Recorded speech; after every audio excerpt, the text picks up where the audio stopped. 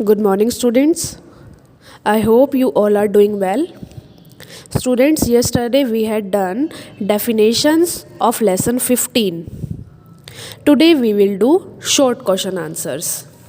So, first you will mention date October 27, 2020 and day Tuesday. Short question answers. Question 1, what do you mean by water table? Water table से आप क्या समझते हैं? The top level of the ground water is called water table. Ground water means जो ज़मीन के नीचे पानी होता है. ओके तो जो ग्राउंड वाटर का सबसे ऊपर वाला लेवल होता है, सबसे ऊपर वाला स्तर होता है, उसे हम वाटर टेबल कहते हैं. The top level of the ground water is called water table. Question 2, what is ground water? Ground water क्या होता है? Water that is found under the ground in soil, rocks etcetera is ground water. वह पानी जो ज़मीन के नीचे पाया जाता है, मतलब मिट्टी में या चट्टानों में पाया जाता है, उसे हम ग्राउंड वाटर कहते हैं. Water that is found under the ground in soil, rocks etcetera is ground water. Question 3, list 3 processes in the human body which requires the presence of water. मतलब वो किसी 3 प्रोसेसेस के नाम बताओ, प्रक्रियाओं के नाम बताओ ह्यूमन बॉडी में जिसमें वाटर की ज़रूरत होती है. Digestion, respiration and urine formation are the processes which requires the presence of water. Digestion मतलब हमारा जो भोजन डाइजेस्ट होता है, हमारा पाचन तंत्र. रेस्पिरेशन मतलब सांस लेने के लिए.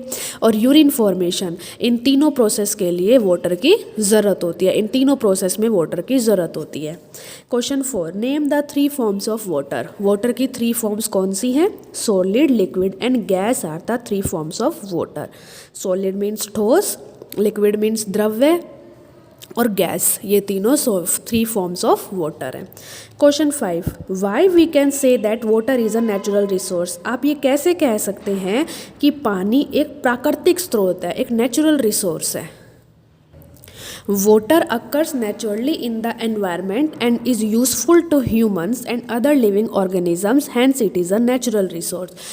Water environment में अपने आप बनता है, हम तो water को बनाते नहीं हैं, वो environment में अपने आप बनता है, जिससे जो कि humans और अदर लिविंग ऑर्गेनिज्म जो है उस वाटर को यूज़ करते हैं. इसलिए हम कह सकते हैं कि वाटर एक नेचुरल रिसोर्स है, एक प्राकृतिक स्रोत है. Water occurs naturally in the environment and is useful to humans and other living organisms, hence it is a natural resource. Question 6, why is ground water clean and safe to drink. Ground water हमने भी पढ़ा था, जो ज़मीन के नीचे पानी होता है वो साफ़ और पीने के लिए सेफ़ कैसे होता है? Ground water is clean and safe to drink because it flows underground and does not come in contact with the surface contaminants. जो ज़मीन के नीचे पानी होता है वो साफ़ होता है और पीने के लिए सेफ़ होता है, क्योंकि वो ज़मीन के नीचे बहता है. ज़मीन के नीचे बहता है तो वो जो हमारे सरफेस पे जो कॉन्टामिनेंट्स मतलब जो गंदगी होती है, जो इम्प्योरिटीज़ होती है, वो उनके कांटेक्ट में नहीं आ पाता. तो वो उनके कांटेक्ट में नहीं आता तो वो साफ़ पानी होता है. Ground water is clean and safe to drink because it flows underground and does not come in contact with the surface contaminants. Question 7, define deforestation. Deforestation को डिफाइन करना है. Cutting down trees over a large area is called deforestation. जब एक बड़े area से, एक बहुत बड़े क्षेत्र में हम पेड़ों को काट देते हैं तो उसे हम डिफॉरेस्टेशन कहते हैं.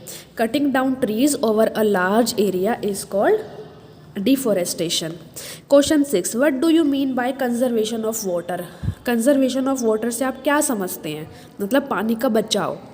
The preservation, control and development of water resources, both surface and groundwater, and prevention of pollution is known as conservation of water. Preservation का मतलब होता है संरक्षण, उसका बचाव करना. पानी का संरक्षण और मतलब कंट्रोल मतलब उसे वेस्ट यूज़ मतलब उसे वेस्ट ना करें. और डेवलपमेंट ऑफ वाटर रिसोर्सेज, और ज़्यादा से ज़्यादा वाटर रिसोर्सेज का development. Water resources like ocean, seas, rivers, इनका ज़्यादा से ज़्यादा डेवलपमेंट सरफेस पे भी और ग्राउंड वाटर में भी. और प्रिवेंशन ऑफ पोल्यूशन, और पोल्यूशन का प्रदूषण ना फैलाकर. प्रिवेंशन मतलब उसे रोक कर. ओके तो जब ये अलग अलग तरह के स्टेप्स किए जाते हैं तो इसे क्या बोलते हैं? Conservation of water. मतलब इन सब से पानी का बचाव होता है. Okay so students, your homework is do short question answers of lesson 15 in your fair notebook. Thank you.